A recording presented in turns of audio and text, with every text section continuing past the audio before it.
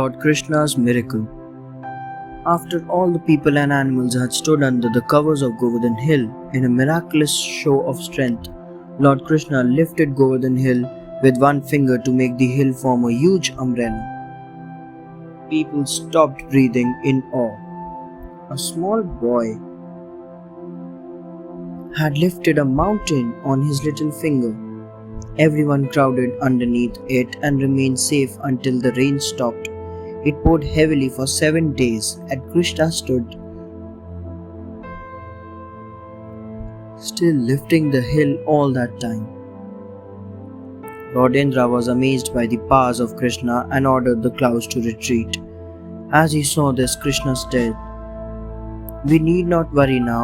The rains have stopped. You may come out now and return home."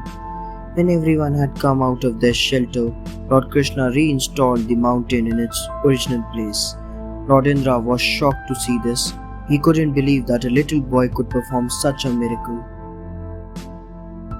Lord Indra's apology. Lord Indra realized the truth of the Lord Krishna's descent on earth. He thought, "Oh, what a fool I have been. Lord Krishna is a divine being with miraculous powers. I challenged the Supreme Lord in my blind pride and jealousy." Coming down to earth, he bowed before Lord Krishna and sought forgiveness. He praised him and sang hymns in praise of his glories. The all-merciful Lord Krishna hugged Lord Indra in the most loving gesture of brotherhood. Thus Lord Krishna taught Lord Indra a lesson to hold back his pride and vanity. Indra did not believe Krishna was God and humiliated him by producing rain and storm, but by protecting all the villagers, Lord Krishna showed that he can easily control the entire universe on the tip of his little finger. From that day on, Lord Krishna came to be known as Girdhari, Girdhar and Govardhandhari, or the one who lifted Govardhan Hill or Mount Giri Govardhan. Lord Krishna meets Radha.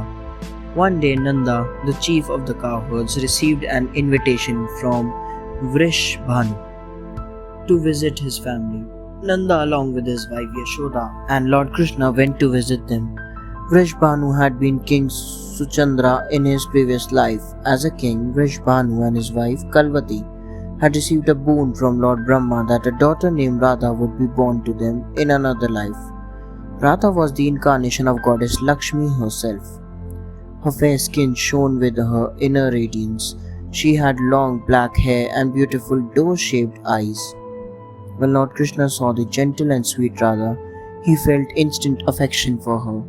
"Will you be my friend?" Lord Krishna asked charming Radha.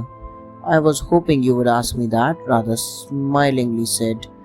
Thus a deep bond of friendship and affection formed between the two children. Lord Krishna grew more attached to Radha as he became old. The gopis are jealous of Radha.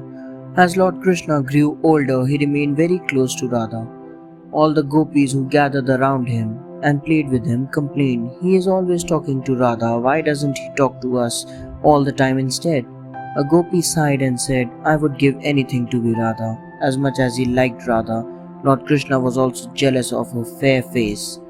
One day he applied color on her face as a mark of protest.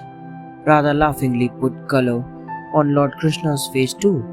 The gopis laughed with delight at this. Lord Krishna said, "You are laughing, so I must put color on you too." Thus he put color on the faces of some of the protesting yet amused gopis. Soon all the children started putting color on one another's faces. This was the initiation of the Indian festival of Holi in Vrindavan, in which people play with colors. Lord Krishna tricks the gopis. One day when the gopis were bathing in the river, Lord Krishna crept quietly up on the banks of the river and stole their clothes. He then climbed up a nearby tree and placed the heap of clothes on a high branch. The gopis had been too busy to notice Krishna, so they did not suspect anything. They prepared to come out, though they were shocked to see their clothes missing. It was only when they heard Krishna laughing that they realized what had actually happened. "Please give our clothes back, Krishna," they pleaded from inside the water. "I will return your clothes if you all fold your hands and raise them above your heads in total surrender," Krishna said. Though very reluctant and highly embarrassed, the gopis finally agreed and did as they were told.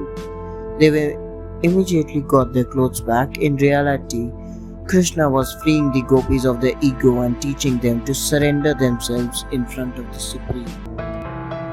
Thanks for watching. Do like, share, subscribe to Sahil Book House.